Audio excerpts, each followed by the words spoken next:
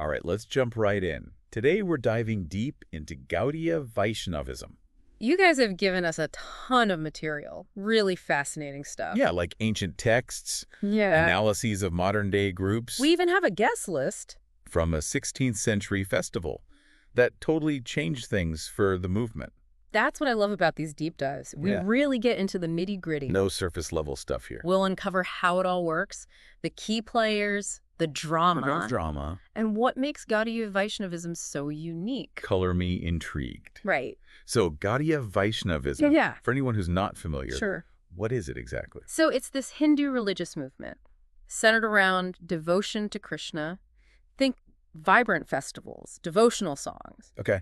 and this deep longing for a connection with the divine. That's the heart of it. I love that. It all started in 16th century Bengal, India. Okay. And the founder, Chaitanya Mahaprabhu, Yeah. well, his followers believe he's an incarnation of Krishna himself. Wow, okay. An incarnation of Krishna. Mm. Starting a whole new movement. That's a pretty big deal. Where do we even begin to untangle all of this? Well, it's key to understand the early years. You got to think of Bengal as the heartland. And there are these three major centers. Nabadwip, also known as Gauda. Right. Then you have Puri and Vraja. These were like hubs. Spreading those teachings, this is where it gained momentum, attracting converts, and where you see the first generation of leaders. So it's not just about the beliefs, but the people behind them. Absolutely. The sources hint that there was a lot of tension, even in those early days. Oh, yeah, tons of power struggles. You've got these charismatic figures, Niyananda, Adwaita, Gadadhar, and Narahari, Right. all super revered, but didn't always agree. And this is a movement all about unity and love. It makes you think, how did they navigate those human conflicts? I mean, it's a good point. Even in spiritual communities, you still have those personalities. Yeah, of course. Egos clashing, different interpretations. Right. Like Nityananda, for example. Yeah. Some sources suggest he was criticized for his background. Yeah. Because his father was an Ojha. A medicine man. Exactly. Yeah. And they also criticize his lifestyle. It was pretty lavish. Some felt that contradicted, you know? Right. The path of renunciation. He was a controversial figure for sure. Oh, totally. But he had a strategy for that. He did. To address the criticisms, he married into a Brahmin family. Smart move. Yeah. Solidified his status. Within the caste system. Right. And it gained him wider acceptance for the Chaitanya Sampradaya. Fascinating how much those social dynamics mattered. Oh, yeah. Even in a spiritual movement. Huge role. And this all leads us to the Katuri Festival. Okay. Which was a pivotal moment. Definitely. This wasn't just any gathering. Well. It was a deliberate attempt to unify the different factions of Gaudiya Vaishnavism. Think of it like this massive family reunion with super high stakes. Okay. Janeva Devi, Srinivas Acharya, and Narottam Das. They organized this whole thing, late 16th century. Right. Goal was to establish a clear doctrinal foundation for the whole movement. Representatives from all the major groups. Wow. All gathered in one place. That guest list you gave me is amazing. We see names like Raja Santosh Datta.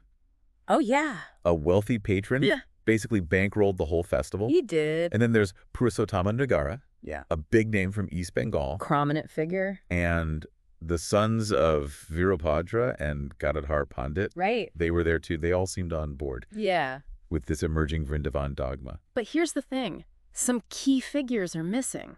Okay. Like the Gopalas. Oh, interesting. Their absence speaks volumes, you know? Yeah. It suggests resistance to the changes. What was being proposed. Exactly. And it gives us this glimpse into the power dynamics at play. So Katuri was a turning point. Big time. But what was this Vrindavan dogma? Yeah. The thing that everyone was either for or against? Well, it was a major shift. Okay. In how authority was structured.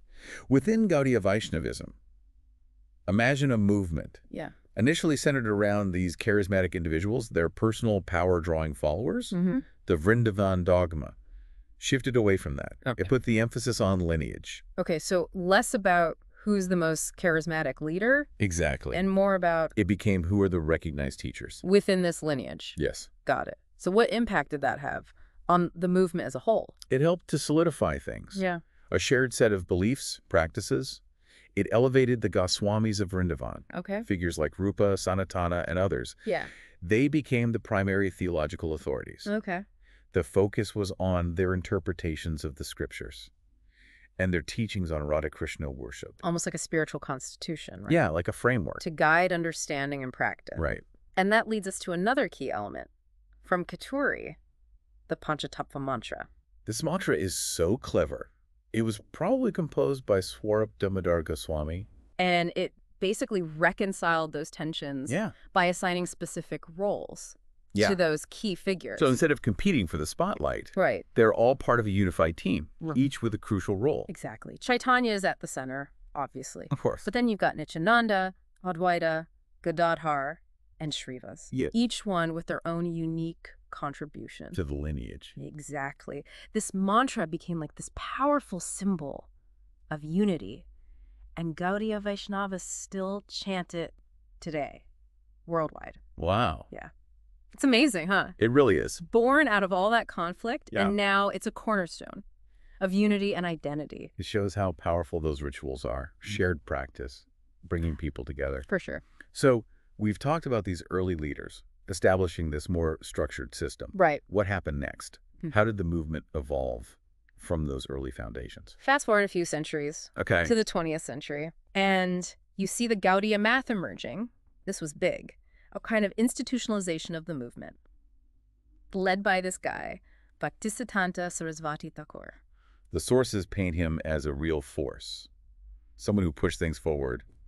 In the modern era, what did he do? What were the key things? He was a total innovator. He founded temples all across India, not just Bengal anymore, embraced publishing, making sure the texts were out there, even started using technology to preach. Wow. It was a much more outward-facing approach, engaging with other Vaishnava traditions, bringing Gaudiya Vaishnavism to a wider audience. He was adapting to the times. Yeah. Recognizing that things had to evolve. Yeah. To stay relevant. Exactly. But even with all that progress, there were still conflicts, right? Yeah, unfortunately. After Bhaktisiddhanta died, 1937, there was this huge power struggle. Kunja Bihari Vidyabhushana claimed leadership, said he was verbally appointed by Bhaktisiddhanta. But how could anyone be sure if it was only verbal? That's the problem. There were no written instructions naming Kunja Bihari as successor, so this ambiguity led to a major split. Oh. You have the Babazar Gaudiya mission. Yeah. Led by Ananta Vasudeva. Okay. He later became known as Bhakti Prasad Puri. They broke away from Kunja Bihari's Sri Chaitanya math. Seems to be a recurring theme here. Yeah. Charismatic leader, then uncertainty, disputes over who takes over. It's a pattern. What happened to those two factions? Did they ever reconcile? No, unfortunately not. It actually caused a ripple effect, leading to the formation of even more Gaudiya Vaishnava missions. One you might recognize, ISKCON. The Hare Krishnas. Yes, the International Society for Krishna Consciousness. Gaudiya Vaishnavism is way more diverse than I realized. That is. And this Ananta Vasudeva, his story sounds really interesting. Oh, yeah. Like he started out respected. Scholar, potential leader. Right. But ended up challenging the very foundations of the movement he was a part of. It is a pretty wild story, full of twists and turns. He was appointed Acharya of the Babazar Gaudiya mission. Right. But then he publicly criticized his own guru, Bhaktisiddhanta. Wow. And the Gaudiya math structure. What didn't he like about it? What did he see as the problem? He felt it had become too focused on power, worldly prestige, that it was straying from bhakti. Okay. And then, this shocked everyone. He renounced his sannyasa vows, married a disciple, and withdrew from public life. Like he was disillusioned with the whole thing. It's possible. It's fascinating that his legacy is still debated. Absolutely. Some see him as a fallen guru who succumbed to temptation. Others see him as a visionary, challenging the status quo. Makes you think about spiritual authority, huh? Yeah. How even the most devoted can struggle with doubt and disillusionment. Human nature is complex. It really adds another layer to this. Yeah. It's not just dates and doctrines. It's about the people. Right, the human element. The struggles, conflicts, the search for meaning. Exactly. So we've talked about the Gaudiya math. Right. And its offshoots. Yeah. What about the broader Gaudiya Vaishnava landscape today? How has the movement handled its internal diversity? Great question. One of the sources, our family. The Gaudiya math. Okay. It stresses this idea of unity and diversity. Oh, okay. It argues that Gaudiya Vaishnavism, while having its own principles, practices, ultimately values the essence of spirituality. It recognizes that different paths are valid, as long as they lead to love of God. Like saying, hey, we may have different approaches, but we're all heading to the same place. Exactly. Is that something most Gaudiya Vaishnavas agree on? Of course, there are different interpretations and practices, but this source, and others we've looked at, point to efforts to foster collaboration and understanding between different groups. Okay. For instance, Yeah. the Visva Vaishnava Raj Sabha, it was established to promote dialogue and cooperation among the different Gaudiya Vaishnava lineages. So even with the diversity, there's this recognition of shared roots. Right. A desire to find common ground. It's pretty amazing when you think about it. A movement that started in 16th century Bengal has spread globally, but still holds on to those core principles. It speaks to the power of bhakti, that devotional yearning. It seems to resonate across cultures. But going global presents new challenges, too. How do you adapt to different cultures and stay true to the tradition? Yeah, it's like translating a text. Right. You have to convey the meaning without losing the essence. Exactly. The sources suggest different groups have different approaches. Some emphasize keeping things traditional, practices and attire, even in new places, while others are more flexible, adapting to local customs, but preserving the core teachings. So there's this tension between preserving tradition and embracing change. And that's likely to continue as Gaudiya Vaishnavism keeps encountering new cultures, new contexts. But through it all, that power of bhakti remains central. It's the thread that ties it all together, that devotional connection to Krishna. Speaking of connection, one of the sources, keeping faith with Katuri. Yeah. It dives into the importance of sadhu sangha. Associating with saintly persons. Right. It argues that it's crucial for spiritual progress, provides guidance, inspiration, and a deeper connection to the lineage. It makes sense. Yeah, being around people who share your values, it can be powerful. But how do you even know who qualifies as saintly? That's where discernment comes in. Okay. The source stresses studying the scriptures, understanding the philosophy, observing how people embody the teachings in their lives. So not just blind faith. You have to develop your own understanding. Right. And judgment. It's interesting. Keeping faith with Katuri puts a lot of emphasis on remembering names. Oh, yeah. Of Vaishnavas, especially those connected with Chaitanya Mahaprabhu. Why is that so important? It's seen as a way to purify the mind, strengthen that lineage connection. It's like a mental photo album of spiritual heroes. Their stories remind you of the path and the goal. And it ties back to what we talked about, the shift to lineage-based authority. It's a way to honor the tradition. Exactly. Acknowledge the people who shaped it. Yeah. But even with that emphasis on sadhu sangha, the sources caution against blind faith. Right. Unquestioning acceptance. Keeping faith with Katuri reminds us, even in spiritual communities, imperfections and conflicts happen. It's key to approach things with an open heart and a discerning mind. Always. We need to remember the principles of Guru, Shastra, and Sadhu, the guidance of a spiritual master, the wisdom of the scriptures, and the example of saintly people. Okay. Those three things work together to provide a framework for understanding and navigating the complexities of the spiritual path. It's like having a compass and a map and a guide. Exactly. To help you navigate unfamiliar terrain. Right. So association is encouraged, but not blind following. Yeah. You have to develop your own understanding, your intuition. Absolutely. And this brings us back to the Gaudiya math, the challenges they faced in the 20th century. The split after Bhaktisiddhanta died led to all those offshoots and new interpretations. Like a tree branching out, Yeah. each branch with its own unique fruit. Right. And it raises questions about lineage, authority, and how spiritual knowledge is transmitted. Big questions. One source, the Sons of the Sun, the breakup of the Gaudiya math. Okay. It provides a detailed account of the events that led to this fragmentation. It highlights the personalities, motivations. The conflicting viewpoints. Exactly. It reminds you that even in spiritual movements, human dynamics play a role. Always. Ego, ambition, differences in interpretation can all lead to division and conflict. And Ananta Vasudeva's story, or Bhakti Prasad Puri, Yeah. it really shows this complexity. He rejected his guru, criticized the Gaudiya math structure, challenged the whole foundation of the movement, Right. and then his fall down, as the sources call it, when he married a disciple. and retreated from public life. Intensified the debate even more. It did. It makes you think about the nature of spiritual authority, the challenges of staying true to yourself. Within institutions, Right. and the struggles that even dedicated seekers face. It underscores the need for discernment. How do we, as seekers, Yeah. navigate all these different viewpoints Yeah. and interpretations? Like a labyrinth, right. Totally. With all these different paths. And dead ends. Yeah. One source, our family, the Gaudiya math. It offers a helpful perspective. It argues that Gaudiya Vaishnavism isn't sectarian, emphasizes its openness to valid thought, no matter where it comes from. Okay. It highlights a statement by Srila A.C. Bhaktivedanta Swami Maharaj, a prominent figure. Right. He said, "Love for God is the highest goal of life. It does not matter how a person got this love of God. If he has it, he is a perfect person." That's beautiful. It's about the heart, Right. the intention, The genuine desire. to connect with the divine. Exactly. And the source goes on to say that while Gaudiya Vaishnavism has its own principles and practices, it values the essence of spirituality. It recognizes different paths are valid as long as they lead to love of God. An openness to other traditions. Yes. Acknowledging that there are many ways to reach the same goal. Yeah. That's refreshing. Yeah. In a world often divided by religion. It is. Srila Bhaktisiddhanta Sarasvati Thakur, Yeah. the founder of the Gaudiya math, Uh-huh.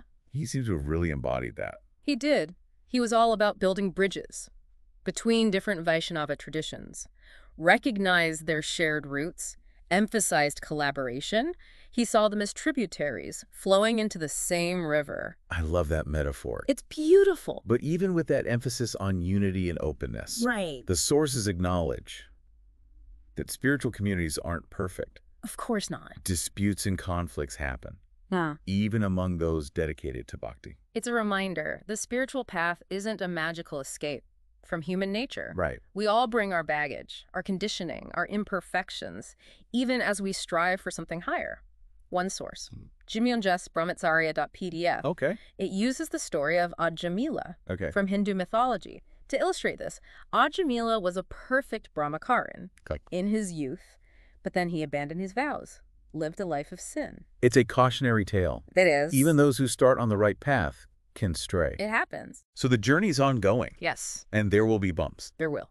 But what's the message for those feeling discouraged? Is there hope if you falter? The source offers hope. It emphasizes, if you sincerely follow the principles Okay. and chant the Hare Krishna mantra, Krishna will protect you. There's this sense of grace Yes. that even with our imperfections, Bhakti offers a lifeline, a way back to the divine, this chanting the Hare Krishna mantra. Yeah.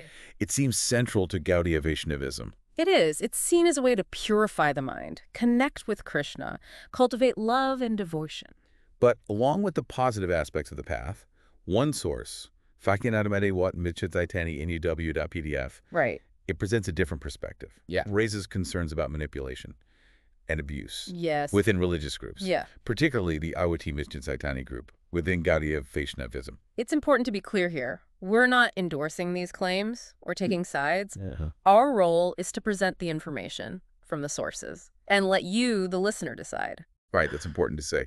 So what are the concerns? This source alleges they use tactics like gaslighting, baiting, stonewalling, and even limerence. Limerence. Yeah, like this intense infatuation, often towards a leader, Okay. to manipulate and control members. It also claims they use concepts Yeah. like the scapegoat, the obriganic, Yeah. and blind obedience, Right. which are often linked to psychological experiments, like the Milgram experiment, to silence dissent and keep control. It's a disturbing claim. It is. And it raises questions Yeah. about the nature of surrender in spiritual practice. The source argues true surrender shouldn't be based on fear or guilt, Or inadequacy. right? But on love, trust, In a genuine desire to connect. with the divine. Exactly. Yeah. Surrender should be empowering. Not the opposite. Right. Another concern is the emphasis on initiation, From a guru. right, as necessary for spiritual progress. It suggests they use this. You create dependency Yeah. and exclusivity. It raises questions about the guru-disciple relationship, the role of initiation, Oh, sure. the source argues. While a genuine guru can offer valuable guidance, initiation shouldn't be used for control. Or to create a hierarchy. Yeah, spiritual elitism, True spirituality isn't about that. power dynamics. No, it's about cultivating love, humility, compassion. And these concerns about manipulation and abuse, they're not just about I will see Mr. Zaitani. Right.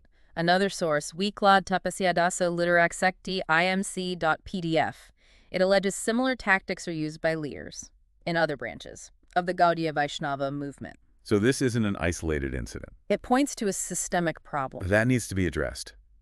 But how do we as seekers protect ourselves from this? It's about finding that balance Between an open heart and a discerning mind. Exactly. One source, our family, the Gaudiya Math, offers some advice. Okay. It stresses finding a genuine guru, someone who embodies humility, compassion, selfless service. So it's not about the title No. or position. It's about character. What else can we do? The source also says it's important to study Okay. the scriptures, understand the philosophy, not just accept someone's interpretation blindly, like learning the language Okay. of spirituality so you can figure things out for yourself, Knowledge is power. even in the spiritual realm. Yeah.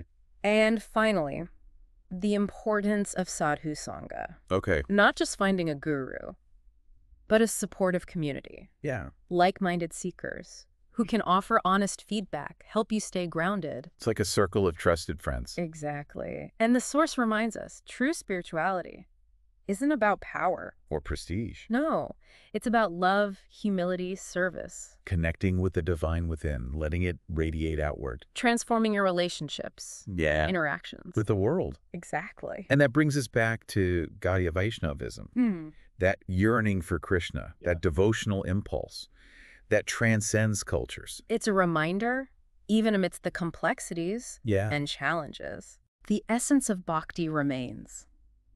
A powerful force for good, a source of inspiration, a path to purpose and meaning.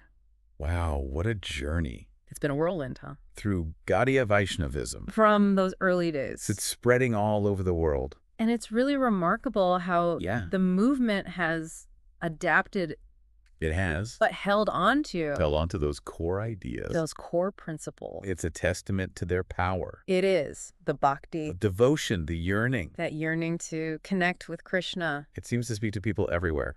across all sorts of boundaries. Cultures and continents. It's not always easy, though, right? Right. We've talked about the conflicts, The power struggles. the potential for things to go wrong Yeah, manipulation, even abuse. within some of the groups. It's a lot to take in. It is. It's heavy stuff. And it's important that we don't shy away from it. Right. Spiritual seeking, Yeah, it's not always clear-cut, it's not. requires discernment Critical thinking. and a willingness to question things. Absolutely. So where do we go from here? That's the big question. What are the takeaways Yeah, for our listeners. for anyone wanting to learn more? Maybe even thinking about joining a group. A lineage. I'd say the most important thing is Yeah. approach everything with a discerning mind. Don't just take anyone's word for it. Exactly. Do your research, Study. explore different perspectives. You really see how people live those teachings. See how they embody them. It's like doing your due diligence. Yeah. Before you invest in something, You don't just jump in. you gather information. Weigh the pros and cons. You got to make an informed decision. And remember, Yeah. true spirituality. It's not about blind faith. It's not about obedience. It's about a relationship. Right, a personal one. With the divine. Based on love, Yeah. trust. I'm saying. In the sources we've looked at, Yeah. they really drive that home. They do. They stress finding a true guru. Someone who walks the walk. Right. Who embodies those principles. Humility, compassion. Selfless service. Not looking for power over others. Exactly. And finding a community yeah, like-minded people who support you, who challenge you. give you honest feedback. It's about connection. It sounds like this journey of exploring Gaudiya Vaishnavism Yeah. or any spiritual path, It's a balancing act it really is. between an open heart and a discerning mind You have to be open, to new ideas. but also step back. and really think critically. Does this resonate with me? Exactly. And it's a process, right? It is. There's no finish line. Spiritual growth is ongoing. It's always unfolding, Refining your understanding. deepening the practice, Letting it change you. and ripple out into the world. Exactly. Well, this has given me a lot to think about. I'm glad. I'm walking away with a deeper appreciation That's wonderful. for the richness, the complexity, Of Gaudiya Vaishnavism. its history, its impact on people's lives. and for anyone listening, I hope this has sparked your curiosity giving you some insights to guide your own exploration of this fascinating world. We've explored so much. Those charismatic beginnings, The need for structure, the challenges of growth, and that constant tension between holding on and letting go. the old and the new. We look at the Vrindavan dogma. The power of the Panchatattva mantra. We even wrestled with some tough questions. About potential for harm. The need for discernment. The importance of staying true to yourself. But through it all, that one thing shines through. The power of bhakti. That devotion to Krishna. To change lives. Inspire communities. And offer a path. To a life of meaning. So as you continue on your journey, keep an open heart, a discerning mind, and never forget the transformative power of bhakti. Thank you for joining us on this deep dive into the world of Gaudiya Vaishnavism. We hope you found it insightful, engaging. Until next time, keep seeking, keep exploring, and keep that flame of bhakti burning bright.